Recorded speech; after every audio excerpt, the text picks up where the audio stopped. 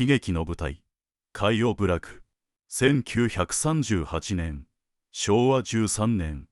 5月21日未明、日中戦争の最中、日本犯罪史上未曾有の大惨劇が、岡山県津山市の北、中国山地の静かな山村で起こりました。岡山県西鴨村の海洋部落、全戸数23戸、人口わずか111人という、こののどかな集落とその隣の坂本部落を舞台に、一人の青年がわずか1時間半の間に、村人30人を殺害するという前代未聞の事件が発生したのです。この地域は、冬には雪に閉ざされ、男性の多くが出稼ぎや炭焼きに出るため、村には老人や婦女子が残されることが多かったといいます。また、当時の山村には、複雑な男女関係を伴う、古くからの因習が色濃く残っていました。事件を起こした青年は、海洋部落に住む農業、戸井睦夫、数え年22歳、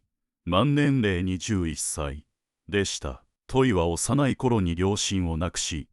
祖母と2人で暮らしていました。犯行に至る背景と憎悪の情勢、戸井睦夫が強行へと駆り立てられた背景には、自身の病と、それによる村人からの差別と嘲笑がありました。戸井は以前から肺結核を患っていました。当時、結核は死の病として恐れられ、戸井は病を理由に村の人間関係、特に女性との関係において冷遇されるようになりました。戸井は親しい友人に、どうせ肺病で死ぬのだから世間を驚かせるほどの事件を起こしてやると漏らしていたといいます。これは2年前に世間を騒がせた猟奇事件を意識した発言であり、彼の異常な承認欲求と死を前にした絶望的な感情が入り混じっていたことを示しています。特に戸井が激しい憎悪と殺意を抱いたのは、過去に肉体関係を持ちながら戸井の病を知って嫁いでいった2人の女性でした。小さな山村では誰が何を話したか、どんな噂が立っているかはすぐに広がり、戸井の耳にも入っていたと推測されます。戸井はその2人の女性が里帰りする日を調べ、その日を犯行の日と決めていました。周到な準備と計画的な襲撃。犯行前日、5月20日午後4時ごろ、戸井は自転車で襲撃予定の家々の道を何度も往復し、入念に下見をしています。午後5時ごろ、戸井は集落の送電線の電柱に登り、電線を切断しました。これにより、部落全体が真っ暗闇に包まれました。村人が電灯会社に修理を依頼するいと間もなく、戸井は夜闇の中で行動する準備を整えたのです。犯行当日、5月21日午前1時ごろ、戸井は黒爪襟の学生服にゲートルを巻き、直旅を履いて武装しました。頭に巻いた手ぬぐいには、当時としては珍しい2本の小型懐中電灯を取り付け、さらに自転車用のランプを胸に吊り下げました。これは、暗闇の中で相手を照らし出し、正確に標的を定めるためでした。彼は、日本刀や合口といった刃物と、改造した猟銃で武装しました。ポケットと雑能には、実弾の100発も入れていました。この、頭に照明をつけた異様な武装は、夜間川漁の風習や、当時愛読していた雑誌に掲載されていた日本兵の漫画に着想を得たものとも考えられています。惨劇の始まりと拡大する凶行。午前1時ごろ、戸井はまず、自宅で寝ていた祖母の命を奪いました。その後、彼は静かに家を出ました。最初の標的は、北隣に住む岸本拓でした。戸井はかつて、ここの未亡人である母親と肉体関係がありましたが、最近になって拒絶され、そのことを村中に言いふらされていたため、強い恨みを抱いていました。戸井は、猟銃の発砲音を警戒し、まずに本刀を使い、寝ていた母親と、その隣に寝ていた弟2人の命を奪いました。その後、西田拓へ、戸井と関係があったにもかかわらず、戸井を拒絶したことを村中に言いふらしていた妻を、猟銃で即死させました。隣の部屋では、見舞いに来ていた親族を含めた3人が銃声で飛び起きたところをトイは猟銃で射殺しました。トイが狙った女性の一人が里帰りしていたこの日を彼は犯行の理由の一つとしていました。続く岸本拓でも夫婦を猟銃で射殺、さらに甥が飛びかかってきたところを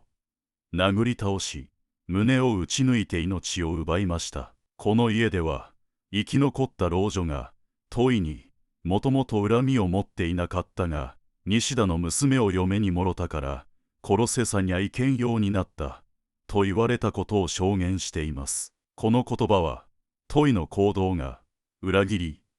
と拒絶、そして復讐という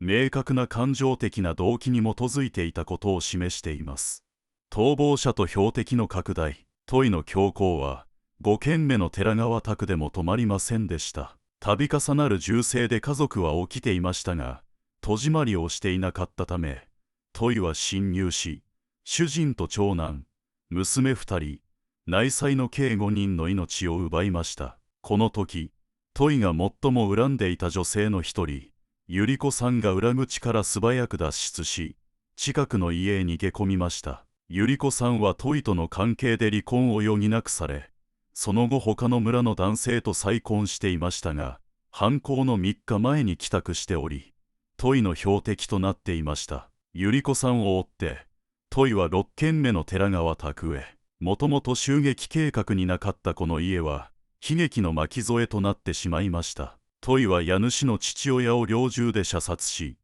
その後戸を閉め切った家に向かって銃を乱射しました。この頃になると村人たちは銃声と悲鳴で異変に気づき始め騒然となり始めました。トイはその後高台にある寺川宅、そして南隣の別の寺川宅へと向かいました。寺川宅ではかつてトイとの乗降を拒んだ女性2人が養蚕室で寝ていたのを狙い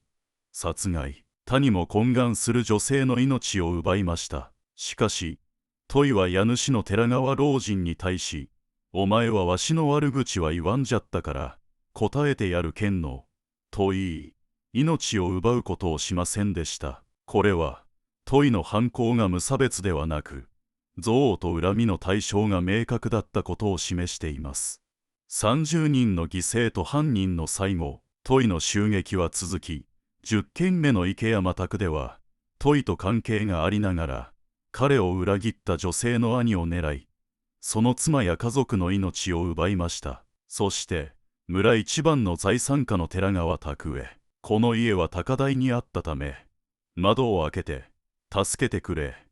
人殺しじゃと絶叫した声は村人全員に届いたといいます。トイは襲撃を諦め最後の標的へと向かいました。最後の12件目は隣の坂本部落にある岡部宅でした。かつてトイと関係があったにもかかわらず夫と共にトイを冷遇するようになった妻を狙い夫婦の命を奪いました。こうして約1時間半にわたる惨劇は終結しました。被害者は死亡者30人、即死に18人、重傷の致死亡2人、重傷者1人、軽傷者2人の計33人に及びました。午前3時ごろ、凶行を終えたトイは、樽井部落の武田宅に現れました。トイは武田の孫に、なんぼ俺でも罪のない人は撃たぬ。心配しなさんな、と語り、紙と鉛筆を要求しました。彼は、紙の一部を破り取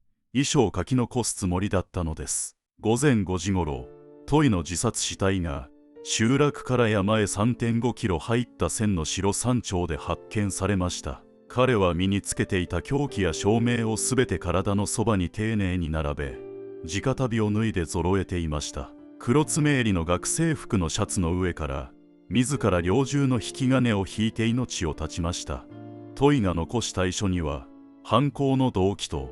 病による絶望、そして村人への激しい憎悪とともに姉への謝罪の言葉が記されていました。この事件は当時の日本社会に大きな衝撃とトラウマを残し、貧困や病、九州が絡み合った山村の闇を世にさらすこととなりました。